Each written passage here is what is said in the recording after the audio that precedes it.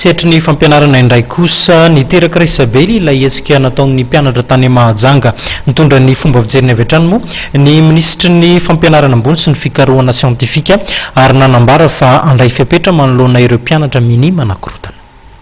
Nampitandry ny ramatoa Rasoazananera Marie Monique, ministry ny fampianarana ambony sy ny fikarohana ara-tsiantifika fa andray fiapetra tsy azo ekena tokoa ny risetra sy ny fandrobana nataon'ireo mpianatra mpanankirotana hoy ity hitompona andraikitra ambony ity mikasika ny fitokonana nataon'ny mpianatra tany Mahajanga. Ohatra zany mbola misy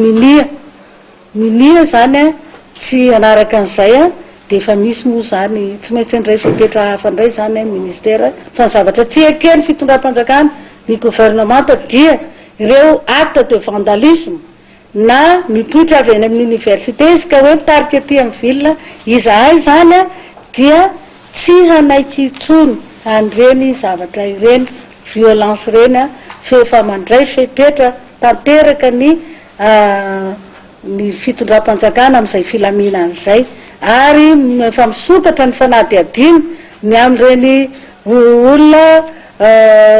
fauteur de trouble reny zany ka na iza izy na iza tratra amin'izany dia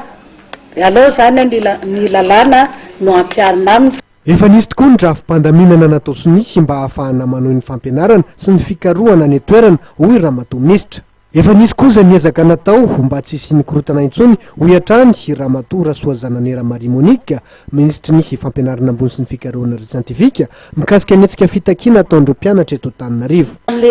Ireo fangatahana ireo dia efa ny fifampiresahana tamin'ny mpianatra zany izy fifampiresahana fa raha ny fitombon'ny vantsom-pianarana dia tsy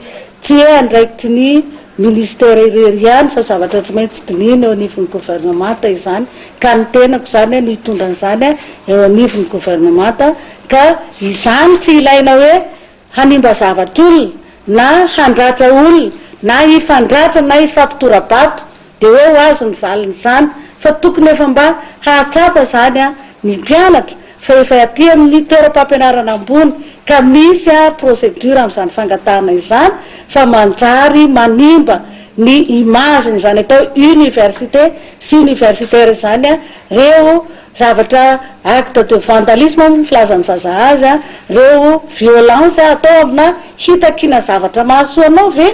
dia ratra sy tora-bato no hoentina hitaka an'izany zany nefa tsy ahavaly an'izay fa ny fifampiresahana foana no ahavaly an'izany fitakiana izany ary izahay dia mbola tsy nanakatona varavarana amin'izany fitakiana amin'ny fifampiresahana ka izany indrindra no nahatonga anay nametraka n'ilay atao hoe plateforme de dialogue. Efa namoaka vatsom-pianarana iray volana narahana fampitaovana ho an'ireo mpianatra ny ministera tamin'ny herinandro ambony mikasika ny fitokonan'ny mpianatra tany Tomasina mikasika ny fanakalozana notim-panadinana dia nilaza ramatoa ministra fa efa eo am-pelatana amin'ny fandraharan'ny université any toerana ny raharaha mikasika ny fitokonan'ireo mpahandraraha kosa dia efa nivoaka ny didim-panjakana hanomezana ny tampoka raman'izy ireo.